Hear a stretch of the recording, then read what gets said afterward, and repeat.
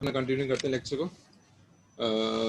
तो initially we are trying to create a HDL program for a problem. जो example यहाँ पे given है वो है कि हमें इवन जो हमारा डिटेक्टर है, इवन पैरिटी डिटेक्टर, उसके लिए हमें जो है वो एक प्रोग्राम क्रिएट करना है, HDL प्रोग्राम क्रिएट करना है। उसके लिए डेफिनेटली हमने फर्स्ट ऑफ ऑल वही जो हम पहले स्टेप DLF के अंदर फॉलो करते थे, फर्स्ट ऑफ ऑल हमने उसको उस प्रॉब्लम को टेबल के फॉर्म में रिप्रेजेंट किया।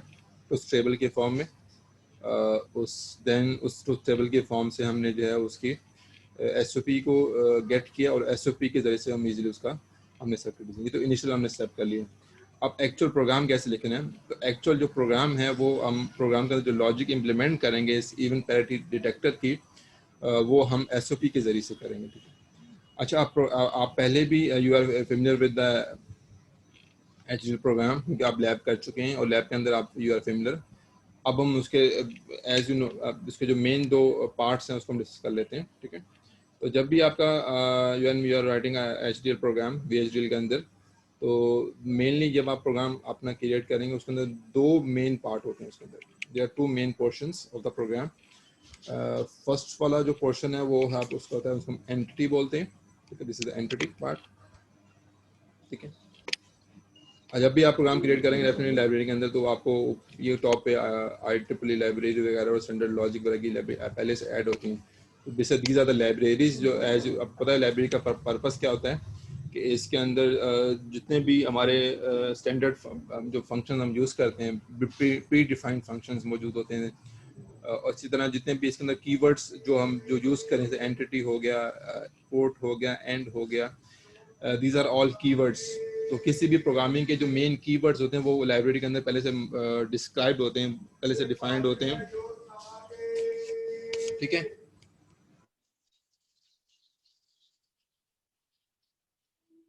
ठीक है। तो फर्स्ट ऑफ ऑल टॉप पे जो लाइब्रेरीज होती हैं ये पहले से, जैसे आप जब जालिंग के अंदर जो IC के अंदर जब आप वो क्रिएट करते हैं,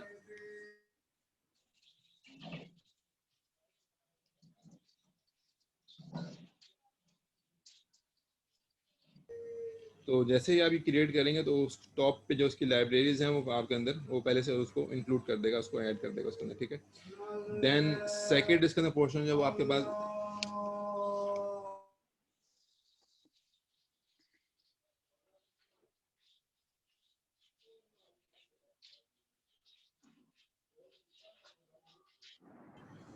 और एंटिटी के अंदर, अब एंटिटी क्या चीज़ है, मैं बस बेसिकली एंटिटी के अंदर जो है एक तो जो आप जो भी उसका फाइल का नाम रखें वो उसका बेसिकली, यहाँ पे इवेंट डिटेक्टर है तो इवेंट डिटेक्टर इसका नेम आ गया, एंटिटी नेम है। तो एंटिटी ये इसका कीवर्ड है, event detector is the name of the जो भी हमने जिसके लिए भी हम प्रोग्राम क्रिएट कर रहे हैं, और इज अगेन अ कीवर्ड। अगर पोर्ट और ब्रेसेस ओपन है एंड द ब्रेसेस क्लोज है। ठीक है। अब इसके अंदर पोर्ट के अंदर क्या है, तो बेसिकली पोर्ट के अंदर जो भी हम जब हम फाइल जब क्रिएट कर रहे होते हैं, जैसे पता आपको जब हमने HDL मॉड्यूल को ऐड कर रहे होते हैं अपने प्रोजेक्ट के अंदर, तो जो हम उसके इनपुट्स और आउटपुट्स डिफाइन करते हैं, तो तमाम इनपुट्स और आउटपुट्स को है वो यहाँ पे एंटिटी के अंदर वो लिखे जाते हैं। ठीक है। तो जितने भी उसके मेन एक्सटर्नल इनपुट्स हैं जो at the time of when we are creating HDL module, तो जो हम डिफाइन करते हैं कि यार इसकी इतने इनपुट्स हो सकती हैं और इतने इसका आउटपुट हो सकते हैं, और ये इनपुट आउटपुट वो हैं जो मेन एक्सटर्नल इनपुट आउटपुट हैं, वो आप जो हम डिफाइन करते हैं। तो इसके अंदर डेफिनेटली हमें पता है कि ये 3 इनपुट है। हम पहले ये जी, तो हम ये पहले डिफाइन कर चुके हैं कि ये जो हमारा जो हमारा प्रॉब्लम है, जो हम जिस प्रोग्राम के लिए हम जो प्रोग्राम कर रहे हैं, इसके लिए इसके लिए 3 इनपुट्स हमें रिक्वायर्ड होंगी और एक हमारा आउटपुट है। तो ये चीज़ें जो है हम जब एंटिटी के अंदर डिफाइन हो जाएंगी। ठीक है। तो अब यहाँ पे definitely A is a input और एसटी लॉजिक वेक्टर। अगर सिंगल बिट होगा तो वो सिंपल एसटी लॉजिक लिखते हैं हम। ठीक है। अब लिखा हुआ है। और जब वो पूरा एरे क्रिएट करना होता है, जब हमें वेक्टर बनाना होता है, पूरी बिट स्ट्रीम 4 बिट का, 5 बिट का, 6 बिट का सिग्नल है हमारे पास, 8 बिट का सिग्नल है, या 16 जितने भी बिट्स का जब मल्टीपल बिट्स का हम सिग्नल क्रिएट करते हैं, हम इनपुट या आउटपुट क्रिएट करते हैं, इन दैट केस पे उसको हम लिखते हैं एसटीडी लॉजिक वेक्टर। अब ये 2 डाउन टू 0 है, ठीक है। अब ये 2 डाउन से 0 होगा, इसके अंदर 1 होगा और 2 होगा। तो ये 3 इनपुट का 3 बिट का हमारे पास जो है वो ए का इनपुट बनेगा। A is a 3 bit input. Then हमने जो सेकंड जो हमारा आउटपुट का नाम हमने इवन रखा है, इवन आउट है, in for input, out for output, और ये सिंपल एक सिंगल बिट जो है वो एसटीडी लॉजिक है। तो इस तरह हम एंटिटी डिफाइन कर लेते पहले टॉप पे, ठीक है। तो first portion of the program जो है वो एंटिटी है, और सेकंड पोर्शन जो होता है वो इसका होता है वो इसकी आर्किटेक्चर, जो उसकी एक्चुअल जो लॉजिक है वो आर्किटेक्चर के अंदर आती है। ये लॉजिक है वो हमारा जो हम इवन पैरिटी डिटेक्टर जिस प्रोग्राम का जिसका हम प्रोग्राम क्रिएट करा जिस प्रॉब्लम के लिए, उसका जो हमने जो एसओपी जो हमने गेट की थी, उस एसओपी को हम इस प्रोग्राम की शक्ल में, स्टेटमेंट की शक्ल में हम जो है वो हम इस आर्किटेक्चर के अंदर लिख देते हैं। अच्छा, यहाँ पे again architecture is a keyword. Architecture का नाम आप अगेन कुछ भी रख सकते हैं, एसओपी आर्क रखा हुआ इन्होंने, आप again it's up to you, आप कोई भी इसका नेम चूज कर सकते हैं। अभी आर्किटेक्चर किसका है? ये उस इवन डिटेक्टर का है जो हम जिसके लिए प्रोग्राम बना रहे हैं।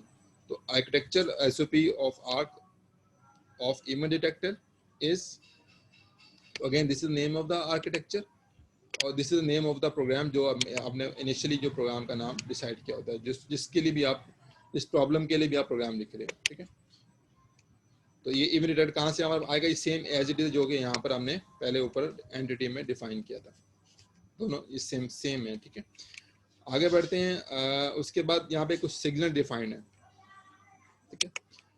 और सिग्नल बेसिकली ये जो हमने ऊपर डिफाइन की थी एक्सटर्नल इनपुट आउटपुट, उसके अलावा ये हट के हैं, ठीक है। ये डिफरेंट सिग्नल ये उस एक्सटर्नल इनपुट आउटपुट के अलावा इनसाइड जो लॉजिक जो ट्रैवल करती है आपकी इन बिटवीन डिफरेंट कंपोनेंट्स, जो आपकी जो लॉजिक मूव करती है उसको होल्ड करने के लिए ये हम सिग्नल यूज करते हैं।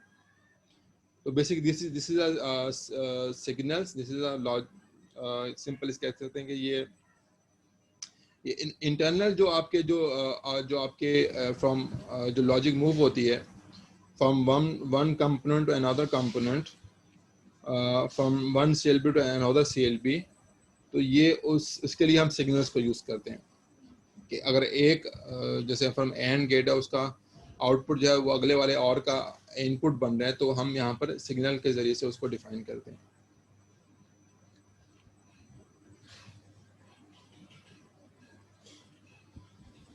तो अब उसके बाद देयर आर हमारे पास यहाँ पे देखें, अब हमने यहाँ पे हो क्या रहा है, हमने एज इट इज जो हमारे पास वो ये हमारे पास थी एसओपी, इसको मैं एज इट इज यहाँ प्रोग्राम कर रहा हूँ आर्किटेक्चर अंदर, इसको अंदर मैं प्रोग्राम कर रहा हूँ। कैसे प्रोग्राम कर रहा हूँ देखें हमारे पास।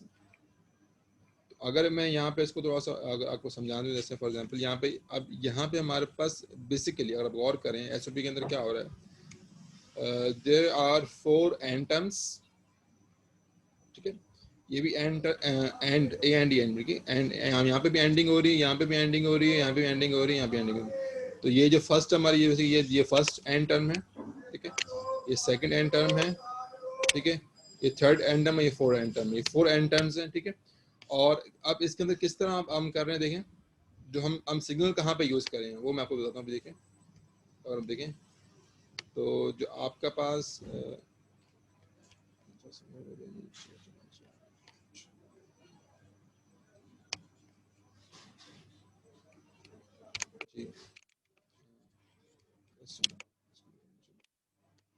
जी मैं जी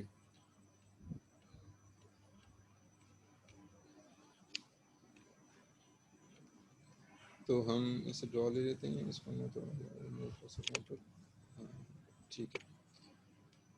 अब जो हमारा एक्चुअल जो हमने जो डिफरेंट जो सिग्नल यूज़ किए P1, तो P1 बेसिकली यहाँ पे ये P1 है हमारा, ठीक है। जो फर्स्ट एंड टर्म है हमारी जहाँ पे एंडिंग हो रही है ये P1 है, ठीक है।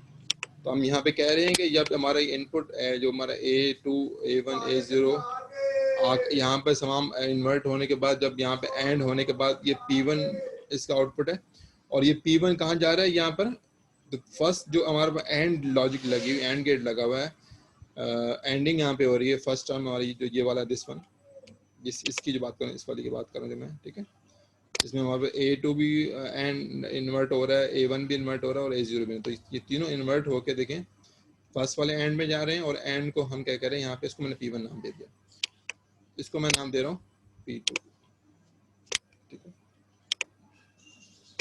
अब जब मैंने ये पहले बताया था कि हम सिग्नल क्यों यूज करते हैं तो बेसिकली सिग्नल जो लॉजिक को होल्ड इनसाइड लॉजिक को होल्ड करता है तो जो पहले वाला एंड गेट है उसका जो भी आउटपुट आएगा उसको P1 अपने पास स्टोर कर लेगा ठीक है और वो वाला जो है P1 इज अ सिग्नल जो हमने खुद आर्किटेक्चर के अंदर डिफाइन किया हुआ है वो P1 क्या करेगा पहले वाले एंड की जो है वो उसकी जो भी आउटपुट आएगा उसको अपने पास होल्ड कर लेगा सेव कर लेगा और वही P1 जाके आगे जाके इस वाले और की जो है वो पहली इनपुट बन जाएगा तो P1 यहाँ पे आ जाएगा ठीक है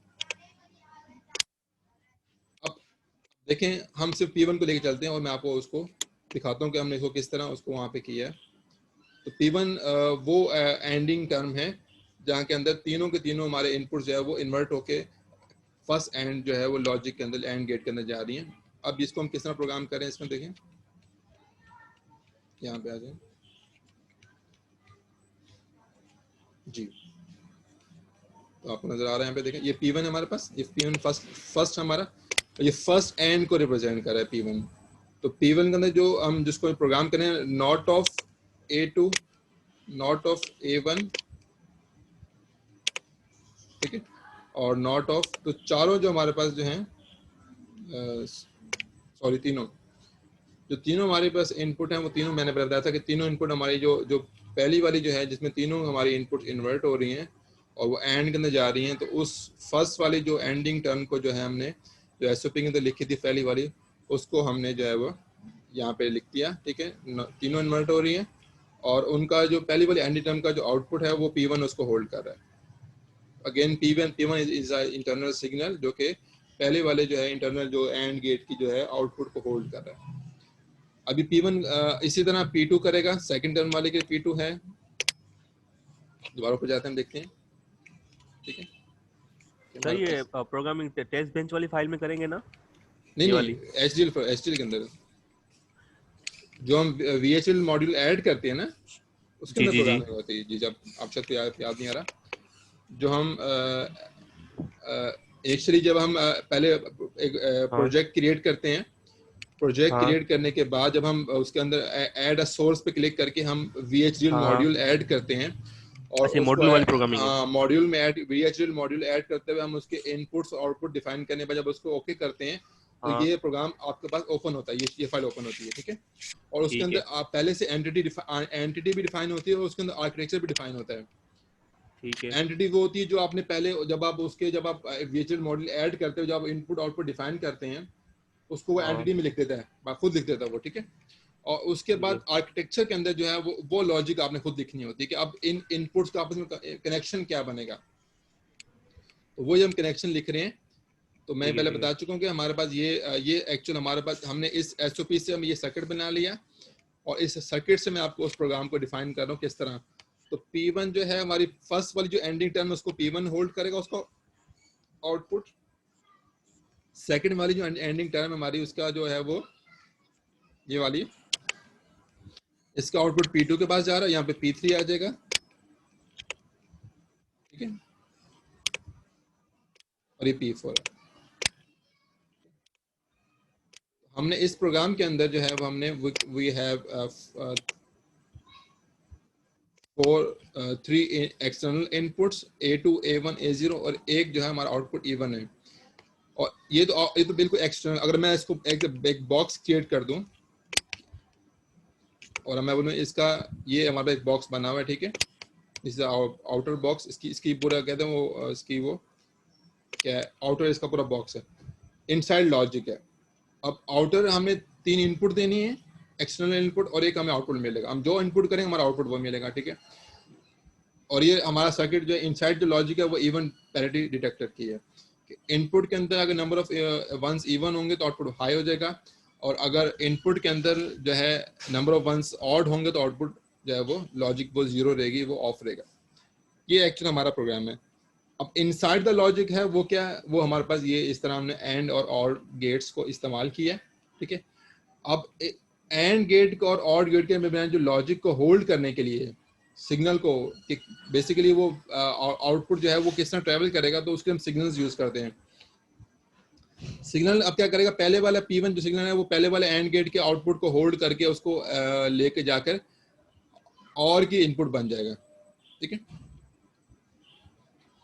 इस तरह अब ये चारों के चारों जो P1 P2 P3 P4 finally जब ये आउटपुट ये एंड के आउटपुट को होल्ड करेंगे, सेव करेंगे और वो जाकर और के इनपुट बन जाएंगे। P1 यहाँ पे आ जाएगा, ठीक है, P2 यहाँ पे आ जाएगा और P3 और P4 फिर और फिर एक्चुअली ये चारों इनपुट जो है वो जब ऑरिंग आपस में होगी और इनकी ऑरिंग होने के बाद हमारे पास इवन हमारे पास एक्चुअल हमारे पास जो मेन आउटपुट है वो आ जाएगा।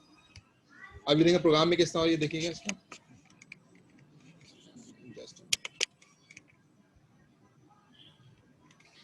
जी प्रोग्राम में देखिए, मैं क्लियर करता हूँ सब कुछ।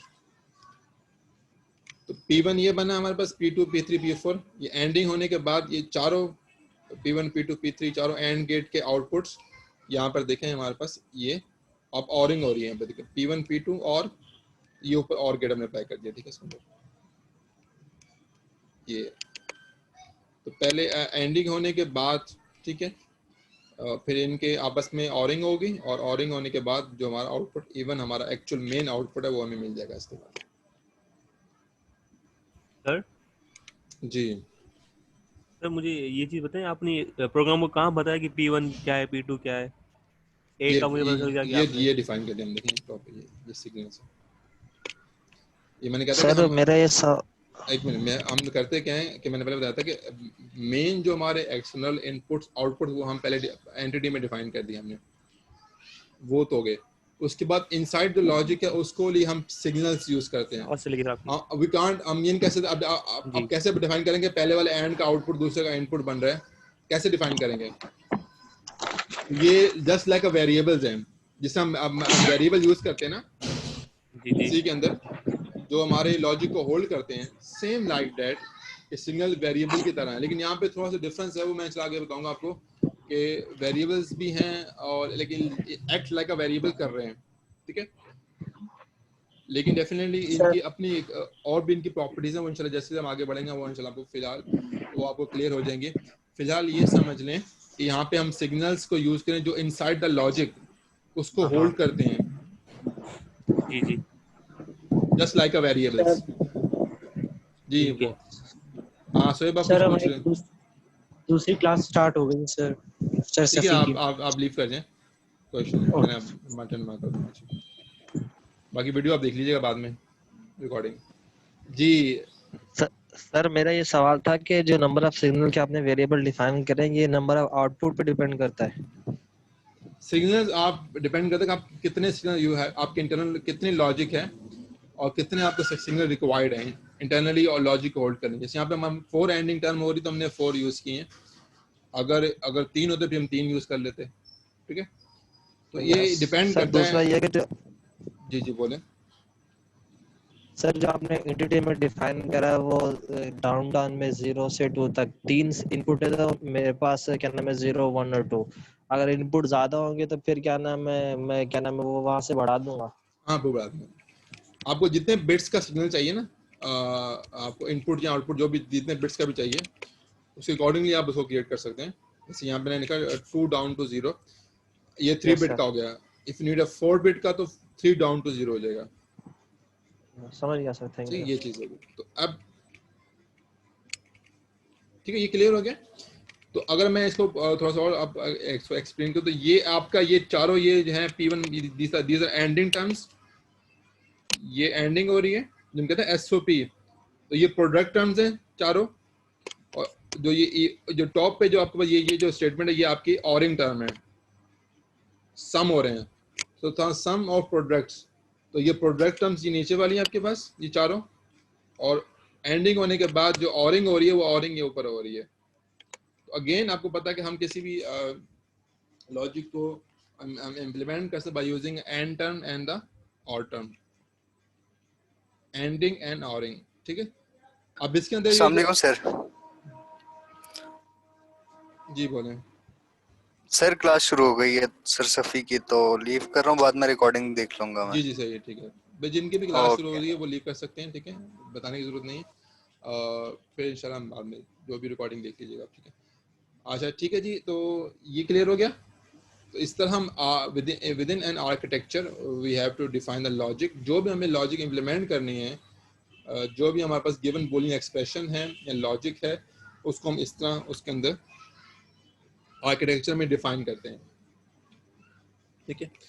और यहाँ पर देख सकते हैं आप, अच्छा यहाँ पे कुछ डिलेज लिखे हुए हैं, after 15 nano second, after 12 nano second, after 12। अच्छा यहाँ पे अब अभी तक तो अच्छा आप कह सकते हैं, हम तो बात आप तो कह रहे थे यार ये तो कॉन्करेंट है, पैरेलल प्रोग्राम चलेगा, लेकिन ये तमाम सिक्वेंशियल हैं।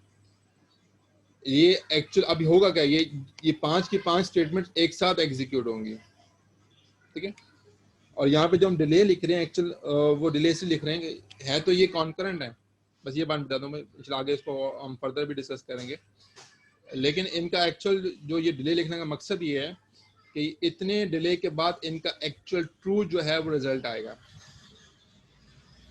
अब आप ये पूछ सकते हैं कि सर यहाँ पे 15 नैनो सेकेंड ज़्यादा क्यों है इसका, और जबकि यहाँ पर जो है इनका कम है 12। तो इसका मकसद वजह ये है इसकी कि जो पहली वाली P1 है, यहाँ पर लॉजिक ज़्यादा है कि तीनों के तीनों नॉट हो रहे हैं, नॉट होने के बाद फिर वो आपस में एंडिंग हो रही है। एंड और नॉट दोनों जो है वो उनका अपना एंड नॉट जो लगा हुआ है, इन्वर्टर लगा, उसका अपना डिले आएगा, ऐड होगा। और फिर उसके बाद जो है वो एंड हो रहे हैं, उनका अपना एंड गेट का अपना डिले है। तो दोनों डिलेज को मिला के अभी एक्चुअल होगा क्या, जैसे ये प्रोग्राम हम स्टार्ट करेंगे या एक्चुअल में इम्प्लीमेंट करेंगे एफपीजी के ऊपर, तो ये तमाम लॉजिक्स एक साथ एग्जीक्यूट होंगी। लेकिन हम ये तो नहीं कि जैसे ही ऑन किया फ़ौरन उसके 1 नैनो सेकंड पे या 2 नैनो सेकंड उसका हमें रिजल्ट मिल जाए। एक्चुअल पूरी लॉजिक पे जब एंड इम्प्लीमेंट होने के बाद हमें एक्चुअल जो रिजल्ट मिलेगा वो इस पहली P1 का वो आफ्टर 15 नैनो सेकंड के बाद रिजल्ट मिलेगा। तो बेसिकली मैं डिले बेस से बताता था, आपको लिखा हुआ नज़र आ रहा है ताकि आपको इसका भी आइडिया हो जाए। तो ये डिले से हम, अगर आप डिले आपको नहीं पता तो हम इसको डिफ़ॉल्ट पे उस पर छोड़ देते हैं। डिफ़ॉल्ट डिले क्या होता है, उसको डेल्टा डिले बोलते हैं, वो आगे इंशाल्लाह पढ़ेंगे भी आप। तो मेन थिंग ये है कि हम एक सिंपल सा हमने सर्किट लिया, इवन पैरिटी डिटेक्टर, और उसके हमने एसओपी को, हमने एक्चुअल उसके लॉजिक को हमने इम्प्लीमेंट किया ऑन आर्किटेक्चर। तो ये एक इसका कंप्लीट प्रोग्राम बन गया हमारे पास, ठीक है। अब आगे इसी की आगे डिटेल है, देखें तो ये वही कह रहे हैं, देयर आर टू, जब आप इसको देखेंगे स्टडी करेंगे तो इसमें, तो फर्स्ट पार्ट हमारा एंटिटी पार्ट है, इसी की डिटेल आप यहाँ से पढ़ सकते हैं, ठीक है। इसमें इनपुट आउटपुट आपकी डिफाइंस है। और सेकंड पार्ट आपका जो है वो this is your architecture part, इसमें हमने सिग्नल हमने डिफाइन किए हैं, और ये आपकी एक्चुअल जो लॉजिक है जो कि, और ये जो पॉइंट बता रहा था ये देख सकते कॉन्करेंट स्टेटमेंट, पैरेलल, जो हम कहते हैं ना कि हमारा हार्डवेयर जो है वो कॉन्करेंट हार्डवेयर जो है आपको पैरेललिज्म को सपोर्ट करता है। कॉन्करेंट स्टेटमेंट एक साथ एग्जीक्यूट होंगी, तो वो चीज़ यहाँ पर है, ठीक है। तो these are these are all statements are executed concurrently. यही फ़र्क है आपके जो माइक्रो प्रोसेसर का और जो कंट्रोलर्स हैं उसके प्रोग्रामिंग का और हार्डवेयर प्रोग्रामिंग का, कि वो सीक्वेंशियल होता है, ये आपके पास कॉन्करेंट स्टेटमेंट है।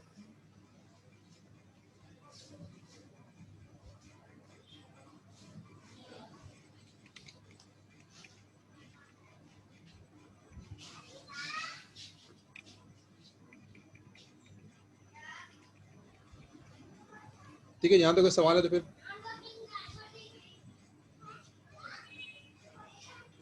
जी। अब अगेन वही जो हम बात कर रहे थे कि ये ब्लॉक्स बन जाएंगे आपके, ठीक है, जस्ट फॉर ये कॉन्सेप्चुअल डायग्राम है इसको, ठीक है, कि एक्चुअल हो गया हमने किस तरह एसओपी क्रिएट की है, ठीक है। तो जो फर्स्ट वाली जो मैंने पहले बताया था, जैसे जो पहली वाली एंडिंग टर्म है वो आपके पास, उसका जो आउटपुट है वो P1 के पास है, ये P2, ये P3, P4, और फिर उसके बाद हमने इन तमाम P1, P2, P3, P4 को सिग्नल्स को मैं आपस में ऑरिंग करने के बाद हमें इवन हमारा आउटपुट मिल जाएगा।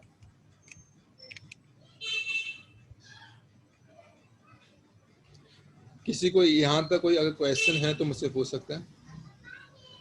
No sir. समझ आ रही चीज़ ये चीज़ें यस सर। कि किस तरह हमने एक सिंपल लॉजिक, एक सिंपल प्रोग्राम लिया इवन पैरिटी डिटेक्टर को, और उसका हमने किस तरह प्रोग्राम लिखा है। First of all we get the truth table, फिर हमने उसको एसओपी लेने के बाद उस एसओपी को हमने किस तरह प्रोग्राम में लिखा है। अच्छा, ये अगर आप इससे you don't confuse with the delays, जो आफ्टर लिखा हुआ है इससे फिलहाल आप अगर कंफ्यूज ना होइएगा। हम इसके लिए डिफ़ॉल्ट भी डिले यूज़ कर सकते हैं। अगर you don't know the delay कि कितना डिले के बाद आएगा, तो हम इसके डिफ़ॉल्ट भी डिले यूज़ कर सकते हैं। वो डेल्टा डिले कहलाता है, वो आगे इंशाल्लाह भी इसी नेक्स्ट पेज पे आ जाएगा।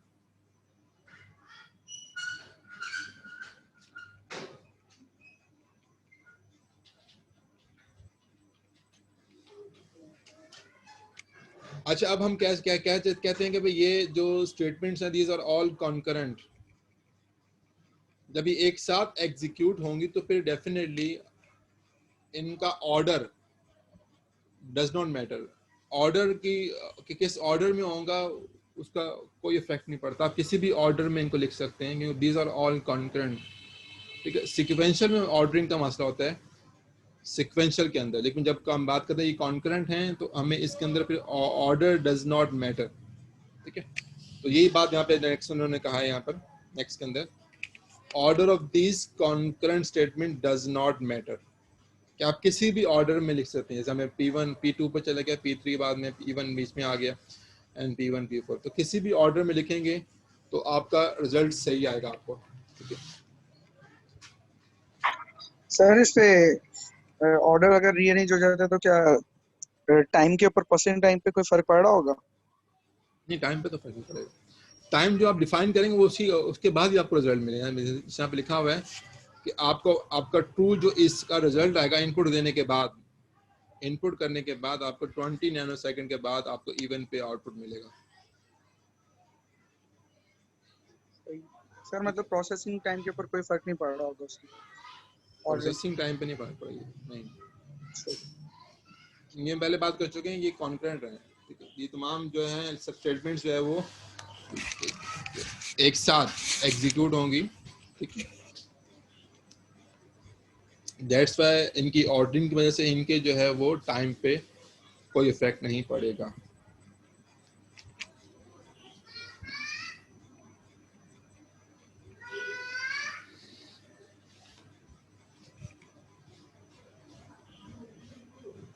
जी, यहाँ तक क्लियर है? जी सर।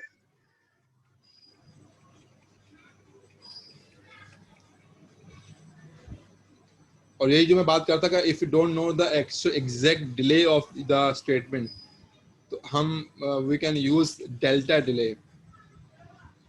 ठीक है, जो कि एक डेफिनेटली एक जो है वो डिफॉल्ट डिले है। ठीक है, तो हम वो भी यूज कर सकते हैं आफ्टर डेल्टा डिले।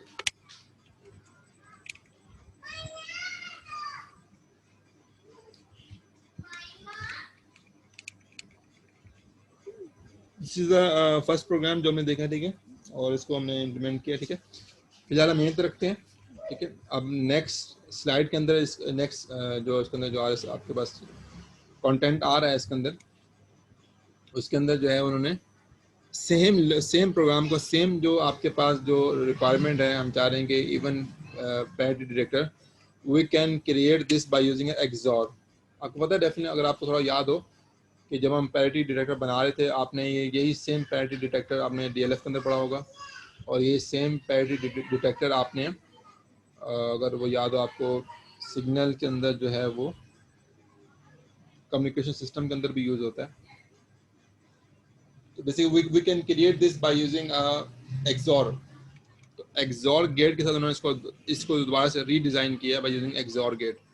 ठीक है, तो XORing between the three inputs you can get the, अब ये ऑड आएगा और फिर उसको हम इन्वर्ट करके इवन ले लेंगे। ठीक है,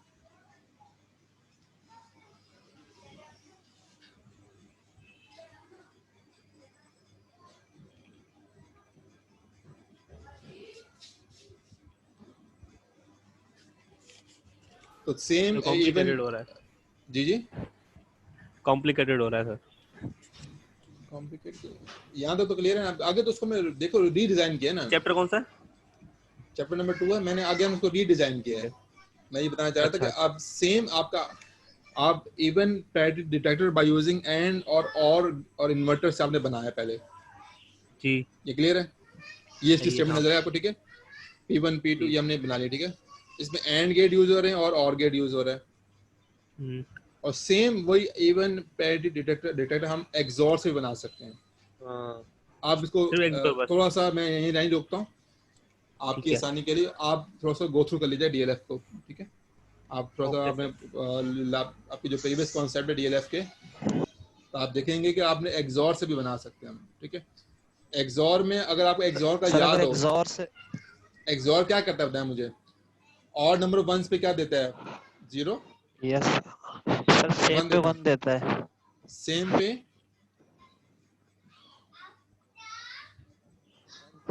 तो 1 देता है। चलिए आप एक्सॉर को पहले नेक्स्ट कल मिलेंगे इंशाल्लाह हम दोबारा से, और आप एक्सॉर के जो है वो लॉजिक को देख के आइएगा, ठीक है सब लोग? कि सेम पे 1 देता है या डिफरेंट पे 1 देता है? सर मेरा एक सवाल है, पे 1 देगा।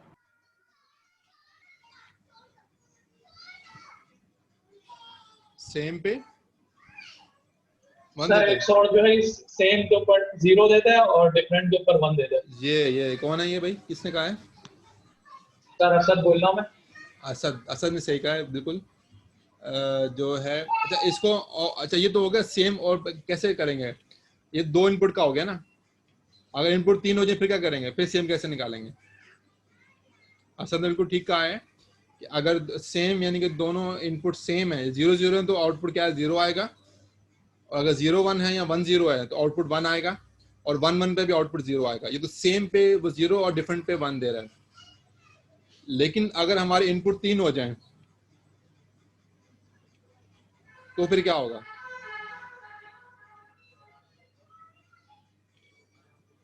सर फिर भी दो एक इनपुट तो डिफरेंट होगा ना, लेकिन सर 0 0 पे भी ये 1 दे रहा है, वो तो सेम है। तो फिर सर कैस्केडिंग कर देंगे ना। इसका सिंपल सा ये है कि इवन नंबर ऑफ वंस पे और ऑड नंबर इस पे इसके मुताबिक बताऊँ मुझे, इसको देख लो। तो यू कैन अगेन रिवाइज इसको थोड़ा सा रिवाइज करके आइएगा, देखिएगा कि असद का बिल्कुल सही आंसर है। अब अगर इनपुट बढ़ाते हैं हम, अब 3 इनपुट हो गई हैं, तो अब सेम पे कैसे? अब सेम तो सिर्फ वो 2 ही हो सकती हैं, तो ऑल 0 या ऑल 1। अब बाकी के 6 इनपुट्स पे क्या आएगा बताएं मुझे, वो कैसे निकालेंगे हम? 3 इनपुट फंक्शन है ना, सर दोबारा रिपीट कीजिए क्वेश्चन। 3 इनपुट फंक्शन है, एक्सॉरिंग हो रही है, 3 इनपुट है, तीनों 0 हैं, सेम है, आउटपुट 0 आ गया, सही है। तीनों 1 है, आउटपुट क्या आना चाहिए? सर 1 आएगा ना। क्यों 1 0 आएगा? 0 नहीं आएगा? 0 ही आएगा सर सर, सेम है यूनिवैरिटी ना। की बात है। तो इसको हम इस तरह करते हैं, इवन और ऑड पे देखते हैं। एक्सॉरिंग की लॉजिक आप थोड़ा देखिएगा, इवन नंबर 1 पे क्या आता है और Yes, ऑड sir. नंबर 1 पे क्या आता है। सर इसके तो अंदर फिर जब even आपके 0 होते नंबर हैं, ऑफ इनपुट्स का मैटर ही खत्म हो जाएगा।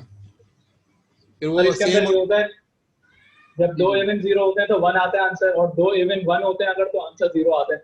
और अगर तीनों 0 होंगे तो 0 आएगा, और तीनों 1 होंगे तो फिर 1 आता है इसके अंदर, एक्सओर के अंदर। तीन का चल मैं बताता हूँ, देखिए इवन नंबर 1 पे इसका आंसर आता है 0, सुन लें, और ऑड नंबर 1 पे इसका आंसर आता है 1, 1 आता है। ऑड नंबर 1 पे, ठीक है? Did you get this? फिर भी इसको आप हम कल इसको यहीं से Yes, स्टार्ट sir. करेंगे। ये आप इवन पैरिटी की बात कर रहे हैं ना। अबे मैं नंबर 1 की बात कर रहा हूँ, पैरिटी छोड़ दो फिलहाल।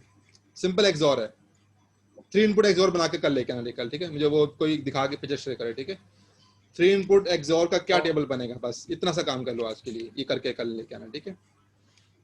आई समझ Okay, बात sir. मेरी? 3 इनपुट एक्सॉर Yes, का sir. क्या टेबल बनेगा, क्या उसकी लॉजिक है 3 इनपुट की, वो पहले समझ लें, उसके बाद ही फिर आपको नेक्स्ट वाला ये जो है वो प्रोग्राम समझ आएगा अगले वाला, ठीक है? मैं फिलहाल यहीं तक रखता हूँ, और ठीक है, खुदा हाफिज़, काफ़ी आज के लिए आपके लिए।